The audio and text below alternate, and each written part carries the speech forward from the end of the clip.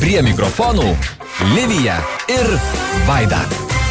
Ponas Stasys Vikeliūnas siūlo tokį valstybinį banką kurti ir tą valstybinį banką sukurti pašto skyriuose. Suprask, paštas virsta valstybiniu banku.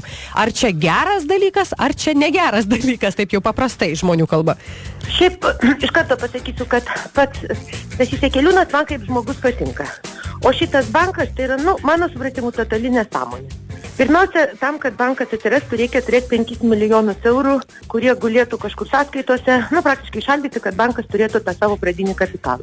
Aš nežinau, gal, kadangi, Lietuvos paštas lyg ir valstybinis, taip, tai gal ten tiesiog, jeigu į sąskaitose turi tos 5 milijonus, nežinau, reiktų patikrinti, bet abejočiau, tai tiesiog tie pinigai įsišaldytų. Toliau reikia dar turbūt kokių, nežinau, 2, gal daugiau, tarkim 2, čia sunku pasakyti, milijonų eurų, kurie irgi būtų, laisvai tame banke esami ir tarsi niekam nenaudojami ir grini, visur kalba eina apie grinus pinigus, jokių įnašų į banką pastatais, skireliais, aplūžusiais pašto ten dėžutėmis, buvusiais norikais, dabar paščiukais, taip, įnešti negalima, reikia pinigus turėti, 5 milijonus, iš kur jos ims?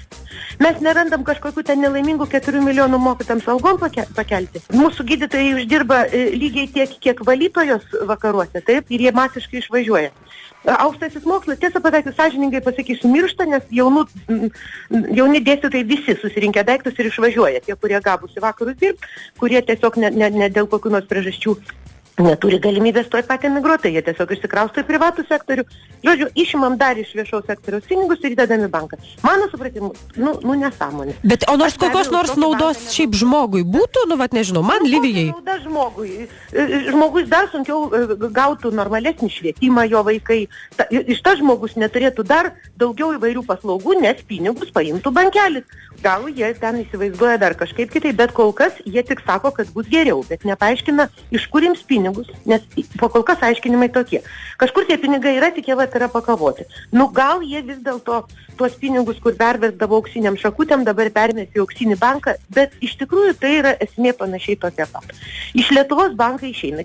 Aš girdėjau dar vieną variantą, kad tas bankas bus valstybinis, bet kadangi valstybė neturi pinigų, jo funkcionavimui ir įstendiniam kapitalui, tai pritrauksime Vokietijos valstybinius bankus. Vokietijos žemės turi tų bankų valstybinių tokių, kaip taupomųjų kasų. Tai reikia tada pažiūrėti, kas vyksta Vokietijos bankiniam sektoriui. Iš tikrųjų, rasti valstybinį Vokietijos bankelį su geru balansu, yra jau sudėtinga, nes Vokietijos bankinėje sistemoje yra daug problemų. Dabar vadinasi, gerai, tarkim, surasime tokį bankelį, jis turi kažkokią tenai pelną ir nežino, kur jo dėti. Tai tada jau žinoma, tas bankelis užsinorės įdėti Lietuvą. Taip? Irgi dar vienas žingsniukas. Kažkodėl tai ne vienas bankelis, o žinau, kad Lietuvos bankas tikrai stengiasi ilgą laiką rasti tokių investuotojų, tokių šalutinių investuotojų. Kad liktų jis mažasis partneris visiems, kad Lietuva būtų savininkas, kažkaip nerado. Žodžiu, Aušra Maldeikienė nelabai tiki šitą idėją, kaip jinai gražiai bebūtų. Žodis nelabai tinka, Aušra Maldeikienė netiki idėją. Aš Lietuvai noriu viso gero ir jeigu iš tikrųjų ten yra kažkoks stebuklas, tai pažadu ir įvyks tas bankas ir po to funkcionuos 2 metus gerai. Aš pažadu jums, nežinau, ką čia galiu pažadėti. Kažkas lojo prie tvarkos teisingumo būstinės. Sugalvokite man kokį nors pasilinksmę. Pavyzdžiui, Aušra Maldeikienė šokinėja 10 minučių ant vienos kojos Rotušės aikštėje. Oi, labai geras šitas. Jeigu pasiseks šitam bankui, gerai, sutarė, miela Aušra. Po 2 metų jį steigia ir 2 metus jis normaliai funkcionuoja ir turi pelną. Ir Aušra Maldeikienė šokinėja 10 minučių. Mano amžiai tai žinau, tai bus iššūkis, bet aš pasistengsiu.